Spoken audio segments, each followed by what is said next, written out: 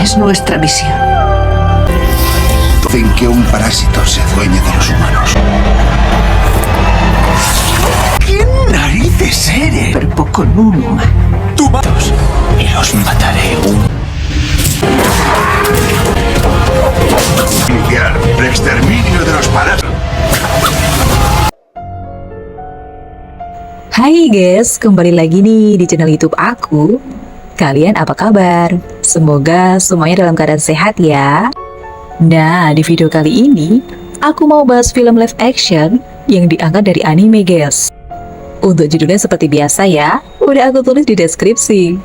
Filmnya tuh tentang kemunculan makhluk asing yang disebut parasit, yang masuk dan menguasai tubuh manusia, sampai jadi monster yang makan manusia lainnya. Dan di bumi itu, ternyata udah banyak banget orang yang berubah jadi manusia parasit. Ini ceritanya seru banget sih guys. Aku bakal langsung rakumi lengkap. Jadi pastiin, kalian nonton sampai habis ya. Oke deh, gak usah lama-lama lagi, aku bakal langsung nyeritain film ini ke kalian. Eits, tapi seperti biasa, bantu aku dulu dengan like video ini. Pastikan kalian udah subscribe. Terus nyalakan juga lonceng notifikasinya, biar aku makin semangat bikin video lainnya buat kalian. Jadi di awal film, kita bisa lihat nih ya, ada kemunculan makhluk misterius yang disebut parasit. Pas malam, pas orang-orang pada tidur, parasit itu masuk lewat kuping, dan setelahnya otak orang itu dimakan. Jadi parasit yang bisa menguasai tubuh orang itu guys. Nah, ada satu cowok nih, namanya Nishi. Kebetulan dia tidur pakai earphone, jadi parasitnya nggak bisa masuk lewat kuping. Parasit itu tetap maksa masuk lewat kuku, dan akhirnya berhasil masuk ke tangan cowok ini. Si Nishi panik heboh, sampai ibunya nyamperin. Pas dicek, tapi tangannya kayak normal aja guys. Jadi si ibu ngiranya, paling si Nishi ini cuma mimpi buruk. Nah, besoknya nih ya, orang lain yang kemasukan parasit tadi, udah hilang kesadaran dan berubah jadi manusia parasit yang makan manusia lainnya. Sementara si Nishi juga masih ngerasa ada yang aneh nih sama tangannya yang bisa ngambil penghabis yang jaraknya jauh. Pas ngelempar bola basket juga jadi masuk. Dan bener aja nih, bahkan tangannya itu berubah jadi monster mengerikan guys. Tangan monster itu juga punya mulut yang bisa ngomong. Dan akhirnya ngenalin diri namanya Migi. Jadi ini tuh parasit yang semalam gagal masuk ke otak si Nishi, dan sekarang udah ngambil alih satu tangan si Nishi. Untungnya Migi ini kayaknya parasit yang gak jahat guys. Dia malah ngajak si Nishi belajar latihan bela diri. Sementara di luar sana, banyak banget manusia parasit yang jadi monster pemakan manusia. Pas pulang sekolah, Migi ngedeteksi ada bahaya guys. Dia ngerasa ada parasit jahat yang lagi makan manusia ngikutin arahan Migi dan masuk ke sebuah restoran. Bener aja nih, mereka melihat langsung manusia parasit yang lagi makan korbannya. Sialnya mereka ketahuan, dan manusia parasit itu nggak suka karena si Nishi masih punya kesadaran manusia. Manusia parasit jahat itu jadi mau makan si Nishi juga. Tapi Migi ngelindungin guys. Migi berhasil menyerang dan ngalahin manusia parasit itu. Si Nishi akhirnya percaya kalau Migi ini parasit yang gak jahat. Dia nggak perlu makan manusia lainnya, cukup makan normal aja, dan Migi bisa nyerap nutrisinya. Lanjut nih ya, keesokan harinya, di sekolah lagi-lagi Migi ngerasain kehadiran manusia parasit. Dan ternyata ada guru baru nih guys, namanya Butania. Migi ngasih tahu kalau Butania ini ternyata manusia yang udah dikuasai parasit. Si Nishi yang penasaran ngikutin Butania. Si ibu guru bilang gak boleh ada yang tahu kalau dia ini parasit. Makanya dia tetap beraktivitas normal dan mau hidup berdampingan sama manusia lainnya. Setelahnya, Butania juga ngenalin si Nishi sama kedua orang ini nih. Ada seorang polisi yang udah dikuasa parasit, juga sama ada satu murid sekolahnya. Si Nishi yang ternyata parasit juga. Butania ngajak si Nishi kerjasama buat jadi korban manusia yang cocok buat dijadiin makanan. Karena parasit kan pada dasarnya butuh makan manusia lainnya. Nah, tapi si Nishi gak mau guys. Butania ngancem kalau si Nishi gak mau kerjasama bareng kelompok parasit ini, orang-orang di sekolah bakal jadi korban. Di rumah si Nishi ngingetin ibunya, sebaiknya jangan keluar rumah karena bahaya. Ya, tapi dia nggak bisa bilangin juga tentang parasit. Ibunya kan nggak tahu apa-apa. Si Nishi sayang banget sama ibunya. Malamnya pas lagi ngelewatin jalan sepi, ternyata didatangi sama polisi temannya Butania kemarin. Migi ngerasain kalau polisi ini tuh parasit jahat, guys. Bener aja nih, dia juga ternyata gak suka sama Shinichi yang masih punya kesadaran manusia. Apalagi dia juga tahu kalau Shinichi dan Migi udah menghabisi parasit di restoran kemarin. Shinichi jadi dianggap musuh buat kaum parasit, makanya harus dihabisin. Lagi-lagi, Migi berusaha melindungi Shinichi. Sayangnya mereka makin terpojok. Sampai akhirnya Shinichi ngambil pipa dan ditusukin ke jantung polisi parasit itu. Nichi jadi panik dan langsung lari pulang. Dia ngerasa bersalah, tapi Migi yakinin kalau polisi itu kan udah bukan manusia. Manusia aslinya, ya udah dihabisi sama parasit yang sekarang menguasai tubuhnya. Sayangnya karena kejadian itu di dekat rumah Shinichi, pas banget ibunya Shinichi lewat. Si ibu ngeliat polisi itu masih gerak, jadi mau ditolongin nih. Padahal itu kan parasit. Dan setelahnya, si Migi ngerasain lagi kalau ada parasit yang ngedekat rumah Shinichi. Yang ternyata itu tuh ibunya sendiri, guys. Migi ngasih tahu kalau sekarang ibunya Shinichi udah dikuasai parasit yang tadi pindah dari tubuh si polisi. Sedih banget, guys. Dia nggak percaya kalau ibunya ini udah dikuasai parasit. Sayangnya ternyata bener. Bahkan parasit itu langsung nyerang jantung Shinichi. Ngeliat Shinichi yang udah tergeletak gak berdaya, si ibu parasit akhirnya pergi sampai 2 hari. Setelahnya, ternyata Shinichi kembali sadar, guys. Jadi ternyata Migi berhasil nutupin lubang di dada Shinichi dengan tubuhnya. Makanya sekarang Shinichi masih hidup, guys. Setelahnya, Shinichi yang marah langsung datengin Butania. Dia nanya sekarang ibunya ada di mana. Si ibu guru bilangnya nggak tahu. Tapi ya Shinichi nggak percaya, guys. Sementara pihak kepolisian juga bingung nih. Karena sekarang banyak orang-orang yang meninggal secara misterius. Mereka mulai tahu kalau ada manusia yang dikuasai parasit. Dan parasit yang nyamar di tubuh manusia itu memang semakin banyak. Bahkan pemimpin negara itu kayaknya juga manusia parasit.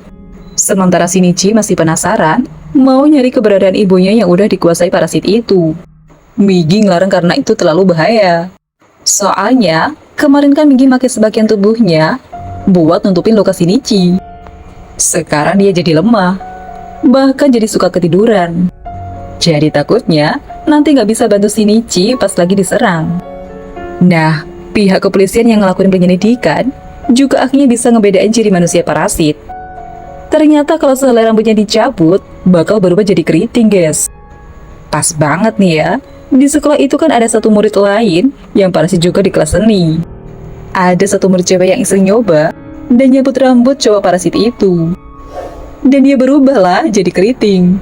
Ketahuan kan kalau dia itu parasit. Cowok parasit itu langsung nunjukin wujud aslinya. Dan murid-murid ini langsung panik ketakutan. Di situ ada satu murid cewek yang berhasil ngelemparin cairan kimia, guys. Dan mereka langsung pakai kesempatan itu buat kabur. Sayangnya cowok parasit itu malah makin ngamuk dan makin nyerang. Migi yang deteksi bahaya langsung ngasih tahu Shinichi. Bener aja nih, ternyata murid-murid kelas itu udah pada jadi korban. Dan ada satu cewek nih yang gebetannya ternyata berhasil sembunyi. Dia masih selamat, tapi ketahuan dan langsung diserang, guys. Untungnya Shinichi segera datang. Walau ya cewek itu jadi tahu kalau Shinichi ternyata manusia parasit juga. Nah, pas lagi heboh-heboh gini, Bu Guru Tania datang. Dia marah karena kematian para murid itu kelihatan banget serangan parasit. Jadi ya nantinya parasit bakal semakin dibenci dan bakal makin sulit buat hidup berdampingan sama kaum manusia. Si ibu guru ngelemparin peledak buat ngilangin bukti-bukti para korban. Sebelum meledak, untung Shinichi berhasil membawa gebetannya itu, guys. Mereka selamat. Setelahnya, Shinichi juga nggunain kemampuannya yang sebelumnya udah belajar teknik panah dari kejauhan. Dia akhirnya bisa ngalahin si cowok parasit jahat. Butania ternyata sebenarnya baik nih. Dia ngasih tahu Shinichi keberadaan ibunya. Dan ditetengin sama Shinichi. Masalahnya, pas banget. Migi kondisinya lagi lemah nih. Dia cuma bisa berubah jadi pedang buat ngebantu Shinichi. Sialnya, si ibu parasit langsung nyerang, guys. Awalnya Shinichi masih bisa ngelawan serangan itu. Sampai tiba-tiba si parasit tahu kelemahan Shinichi. Dengan nunjukin kembali wajah ibunya. Shinichi jadi gak tega buat nyerang. Dan balik si parasit yang lagi-lagi mau nusuk Shinichi. Nggak disangka, tiba-tiba ditepis sama tangan si ibu. Jadi kayaknya insting ibunya Shinichi ini masih ada. Makanya, masih tetap berusaha melindungi anaknya. Dan dengan terpaksa, Shinichi akhirnya menghabisi parasit itu supaya ibunya bisa meninggal dengan tenang. Setelahnya, Shinichi juga dibantu sama Migi menghabisi parasit-parasit jahat lainnya, guys. Nah, tapi si Michi nggak sadar kalau ternyata ada seseorang yang ngikutin dia. Orang itu ternyata wartawan yang memang disuruh sama Butania buat ngawasin pergerakan Shinichi. Si wartawan takut pas tahu kalau Shinichi itu parasit. Dia nggak tahu aja, guys, kalau Butania ini juga parasit. Wartawan itu masih lanjut ngawasin Shinichi. Tapi akhirnya ketahuan, guys. Dan di situ Shinichi ngasih tahu kalau Butania itu parasit juga. Shinichi bilang ke wartawan itu, sebaiknya jangan bikin urusan sama parasit, karena terlalu bahaya. Si wartawan malah terus kerja, guys. Dia juga nyelidikin pemerintah yang diduga parasit juga. Si pemerintah gak suka diselidikin sama wartawan itu. Bener aja nih, pas pulang ke rumah, wartawan itu malah nemuin anaknya dalam kondisi udah meninggal dihabisi parasit. Di sisi lain, Shinichi masih pengen menghabisi para manusia parasit jahat, berhadapan sama satu parasit yang kuat banget. Dan akhirnya, dia dan Migi berhasil menebas kepala parasit itu. Ternyata parasit tubuh orang itu ada 5, guys. Jadi kepalanya bisa utuh lagi. Pas tahu kalau anaknya si wartawan dihabisi, Butania menghadap ke pemerintah. Dia lagi-lagi ngungkapin gak setuju kalau parasit terang-terangan menghabisi manusia. Dia pengennya parasit dan manusia bisa hidup berdampingan. Karena sebenarnya, si Butania tuh punya bayi, guys. Bayinya manusia. Dan walau sudah parasit yang seharusnya gak punya perasaan, Butania tapi sayang banget dan selalu merasa bahagia tiap di dekat bayinya. Gak lama, tapi Butania ngedeteksi ada bahaya. Jadi karena gak suka, pemerintah ternyata ngutus 3 bawahannya buat menghabisi Butania. Nah, tapi dengan mudah, 3 orang suruhan itu berhasil dikalahin, guys. Masalahnya pas Butania balik, bayinya udah gak ada dong. Ternyata dicuri sama si wartawan.